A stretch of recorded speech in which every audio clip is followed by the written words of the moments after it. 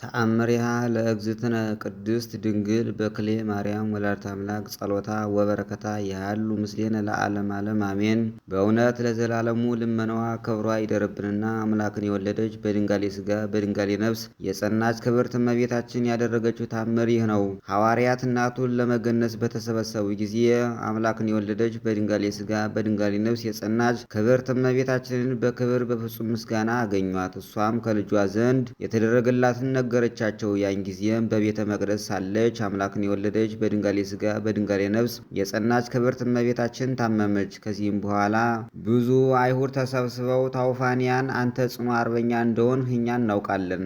አሁንም ለሐዋርያት በቤተ መቅደስ ያሉትን ካህናት አይሁድን ድል የነሷቸው እንዳይመስላቸው ሥጋዋን በእሳት እናቃጥል ዘንድ ሄደህ የማርያምን የአልጋዋን ሸንኮር ይዘህ ከመሬት ጣላት አሉት። ከዚህም በኋላ ታውፋንያ ተነስቶ እጁን ዘረጋና አምላክን የወለደች በድንጋሌ ሥጋ በድንጋሌ ነፍስ የጸናች የክብርት እመቤታችን አልጋ ይሰብር ዘንድ አልጋውን ሸንኮር ያዘ።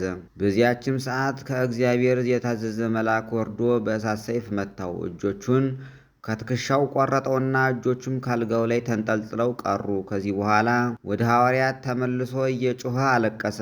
እዘኑልኝ፣ ይቅር በሉኝም አላቸው። አንተም የእግዚአብሔር የባሕርይ ልጅ ኢየሱስ ክርስቶስ እንደ ቸርነትህ ብዛት ይቅር በለኝ አለው። ከዚህ በኋላ ሐዋርያት መለሱለት፣ አልጋዋን ትሰብር ዘንድ የወደድህ አንተ ወደ እመቤታችን ለምን አሉት። ያን ጊዜም ታውፋንያ አምላክን የወለድሽ በድንጋሌ ሥጋ በድንጋሌ ነፍስ የጸናች ክብርት እመቤቴ ሆይ ዘኝልኝ፣ ይቅር በይኝ ብሎ አመለከተ። እመቤታችንም ተቆርጠው በአልጋ ላይ የተሰቀሉ እኒህን እጆች እንደ ቀድሞ ወደ አካሉ መልስለት ብላ ቅዱስ ጴጥሮስን አዘዘችለት። ከዚህ በኋላ ቅዱስ ጴጥሮስ የተቆረጡ እኒህን እጆች ይዞ በጌታችን በኢየሱስ ክርስቶስ ስም አምላክን በወለደች በድንጋሌ ሥጋ በድንጋሌ ነፍስ በጸናች በክብርት እመቤታችንም ስም እንደ ቀድሞ ተመለስ አለው። ያን ጊዜም ዳነ። ከዚህም በኋላ ቅዱስ ጴጥሮስ በትር አንስቶ ለታውፋንያ ሰጠው። እንግዲህ ወዲህ በአይሁድ ሁሉ ፊት የወልደ እግዚአብሔር ካህሊነቱን ሄደህ ግለጽ አለው። አምላክን የወለደች በድንጋሌ ሥጋ በድንጋሌ ነፍስ የጸናች ክብርት እመቤታችን ያደረገችንም ንገር አለው። አምላክን የወለደች በድንጋሌ ሥጋ በድንጋሌ ነፍስ የጸናች ክብርት እመቤታችን ይህን በሕይወተ ሥጋ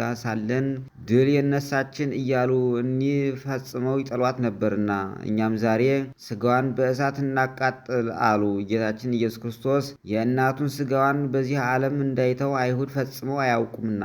ክርስቶስን የምትወዱ ወንድሞቻችን እነሆ እነግራችኋለሁ። አምላክን የወለደች በድንጋሌ ሥጋ በድንጋሌ ነፍስ የጸናች ክብርት እመቤታችን የሚወድ ሁሉ ተስካሯን የሚያደርግ በአማላጅነቷም ያመነ በልጇም ረዳትነት ያመነ ከአይሁድ ጋር አይወዳጅም። ከአይሁድ ጋር ያልተባበረ ካልሆነ ግን በክርስቶስ ፍቅር የተለየ ይሆናል። አምላክን የወለደች የዓለም ሁሉ እናት የምትሆን በድንጋሌ ሥጋ በድንጋሌ ነፍስ የጸናች ክብርት እመቤታችን በሕይወት ሥጋ ሳለች ድንቅ ፍጹም ተአምራት ስታደርግ ነበረችና ከሞተችም በኋላ ተአምራትን አደረገች። ወደ እሷም በለመነና በተገዛላት ጊዜ እጆቹን ከተቆረጡ በኋላ መለሰችለት። እናቱን ድንግል ማርያምን ላከብራት ከፍ ከፍ ላደረጋት ክብር ምስጋና ይግባውና ልመናዋ ክብሯ ለዘላለም በእውነት ይደርብን።